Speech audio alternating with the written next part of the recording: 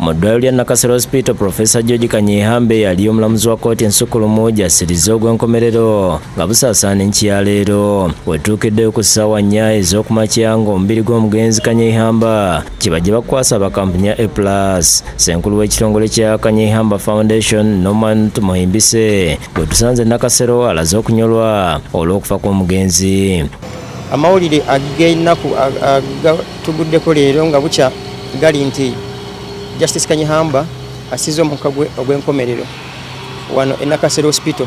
Wabula ategeeza nti enteekateeka z'okuziika zaakulangirirwa eyaliko Ssaabaminisita Dr. Lwakana Lugonda ng'amaze okuteesa ne famire ne gavumenti. Enteekateeka z'okumuwerekera eziri official zijja kuba zitegeezebwa eri eggwanga oluvannyuma lwa meeting ya family members ab'Oluganda ne gavumenti ng'emaze okutuula. Tulina essuubi nti Right Honorable Lwakana Lugonda ajja kutegeeza eggwanga ku bigenda okuddako mu kaseera katono okuva. Tweyongeddeyo mu maka ga Kanyihamba Buziga ng'entuusanze bali mu kiyongobero eky'amaanyi olw'okufa kw'omutwe mu maka gano. Innocent bw'ekyalapa Buziga Frederick Nkiririhe abadde atwala omugenzi amwogeddeko ng'abadde omutuuze ow'enjawulo ebibuuzibwako ku nsonga ezitali zimu. N'okusingira ddala ku magezi netusobola okukulemberamu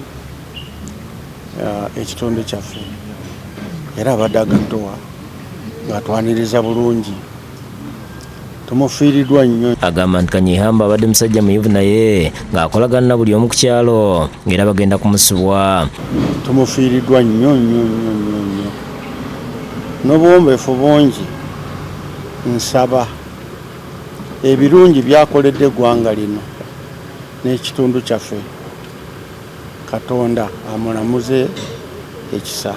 Omubaka wa Makindye West Aran Ssewanyana y'omu ku basoose okudduukirira atendereza Kanyihamba olw'omukulu gw'alese mu ggwanga ng'omulamuzi akola omulimu gwe abatali kyekubiira yenna. Kye tusinga okuba nga tujjukira ku profesa oba kyaleseewo kyekyokuba nti essiga eddamuzi bwe yalibeereramu nga Supreme Court judge ensala ze tezaavanga nnyo ku mazima nagoberera ssemateeka.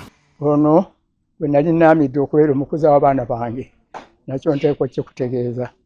Nvudde emabega yonna eri nga bwe kyennyina kwebuuzaako kyonna nziyano Profesa Kanyihamba. Tufiiriddwa omuntu omukulu ennyo mu ggwanga lino kumpi nze mutwala nga pulezidenti wange kuba profesa abadde nga buli muntu amutwala okuba nga wa muwendo gy'ali.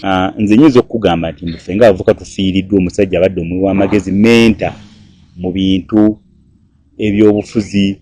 Abavuzi ba booda ku siteegi y'oku luguudo lwa Kanyihamba Buziga nabo bamutendereza bya nsuso olw'enkolagana ennungi gy'abadde nabo ng'atabawa ne ku ssente. Kanyihamba ade muntu w'abantu era ffe nga tulina naye bali emmere awaka ng'atuyita ate buli mwaka alina sente z'atuwa emitwalo 5 enaku enkulu era naye tulya naye emmere tusiraba enaku enkulu. Profesa Kanyihamba afiiridde ku myaka 85 nga yazaalibwa nga 11 omwezi ogw'omunaana mu 1939 ekinaba mu disitulikiti y'e Kanungu. Ye mwana omuggalanda mu famire ey'abaana 11 mu maka ga Zakariya Bafokolola ne Kyendya Mariam Kyakundwa. Yasomera Hamurwa Church School, Nyaluhanga Anglican Church Primary School, Nyakatale Church School, Kigezi High School, Busoga College Mwiri ne Norwich State College. Yafuna degree mu mateeka mu University y'e Portsmouth Bungereza mu myaka gy'ensanvu nga yafuna degree ey'okusatu mu mateeka okuva mu University eya Warwick Bungereza.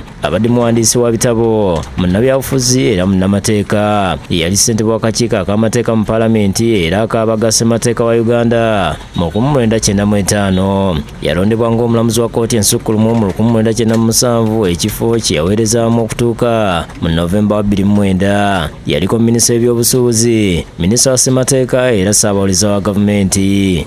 Abadde musajja ateerya ntama naddala ku nsonga enkulu eziba zigenda mu maaso mu ggwanga ezeekuusa ku mateeka n'eddembe ly'obuntu.